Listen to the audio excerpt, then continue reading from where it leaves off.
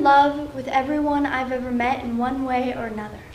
I'm just one crazy, unhinged disaster of a human being. Andy once said about me that I was one of the most messed up people he had ever met. Andy Warhol.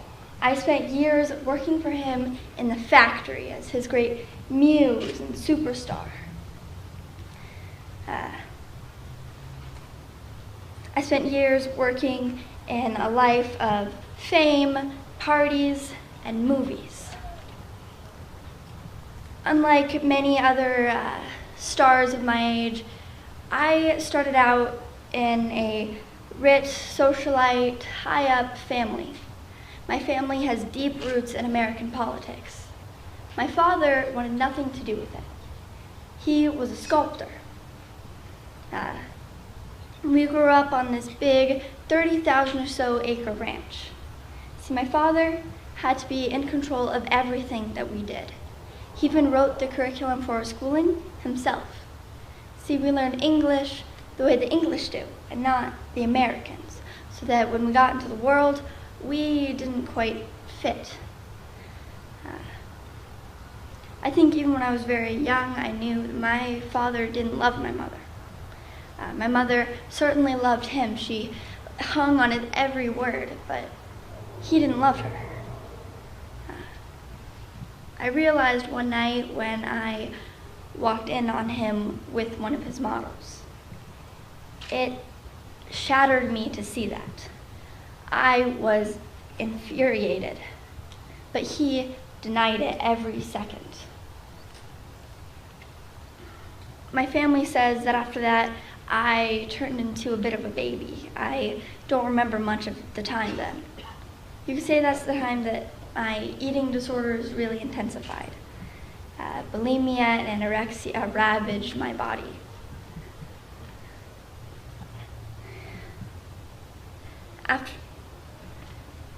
After a while, it got so bad, I was sent to a mental hospital.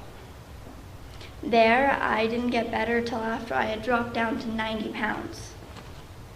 Once I was released, I moved to Cambridge University, a nice proper school for my father. Though I was forced to move back home when I got a call. Bobby had died at the hospital, and Minty died around New Year's Eve.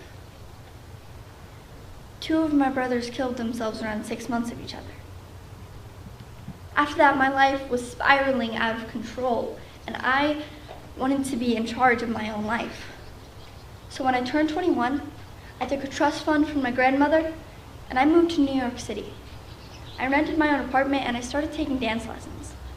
I had no idea what I was going to do. I just knew that I was going to do something. Maybe be an actress or a model, but something. A few months in, and I had already totaled my father's Porsche, which is why I had a big cast on my leg when I met Andy. It was at a party.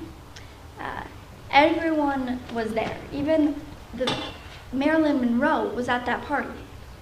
But I had been dancing on the tabletops with a big cast on my leg.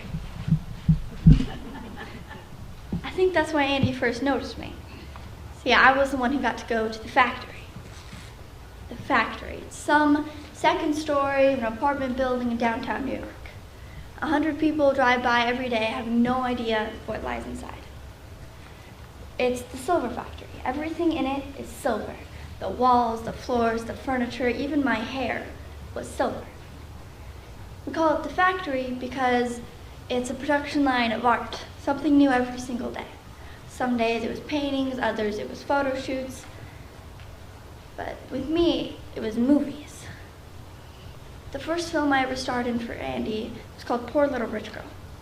It simply featured me in my apartment talking about my life and on the phone and doing my makeup. This method of non-acting became a staple for Andy and his films. At the time, Andy is best known for his influence in the new American art movement of pop art. It consists of bright colors, simple lines, and everyday objects. Right now, his most famous painting is a gigantic painting of Campbell's soup cans. I like his art because it forces you to think differently about things you've seen 100 times before.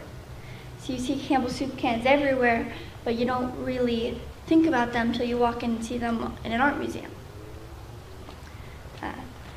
The movies Andy had done up to that point were an 8-hour shot of the Empire State Building, a 5-hour film of a man sleeping. Andy once said that he liked the fact that you could leave the theater, go get a cup of coffee, come back, and the movie would still be there, like a canvas on a wall. Soon after I was starring in films, I became known as the Queen of Underground Film. It felt like everyone knew my name. I was on the cover of magazines. Vogue magazine called me Youth Quaker and It Girl. I was named Girl of the Year 1965 by Life magazine.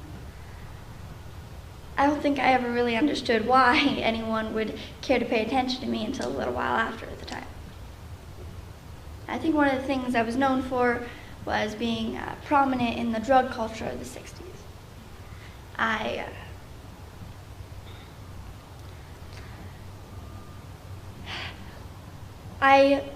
I blossomed into a healthy young drug addict. See, but no one really cared to look behind the picture. I think another thing I was known for was I had great relationships with the musicians, especially Bob Dylan. If you ask him, he'll say, "We're just friends." Bob had always told me that I needed to leave the factory, that Andy had to be making more money than he was giving me, and that I should make him stop showing my films in public. It was actually one night at a party, and I was talking about Bob like I always was back then. And Andy turned to me and he said, "You know he's married, right?" I went to the back and I called him. "Hey, Bob, we were just talking and I was wondering, are you married or anything?" After that, I stormed back to the party and I announced that I was leaving the factory forever. After that, the next few years of my life are a blur of one scandal after the other. I got in trouble with the law, I burnt down my apartment, and I landed myself back in the psych ward. But that's where I met Michael. We've been married for about 4 months now. I wish I could say everything was going perfectly, but I guess the psych ward romance isn't the best place to start a relationship. I promised my friend I'd be at a party soon, but before I go, are there any questions?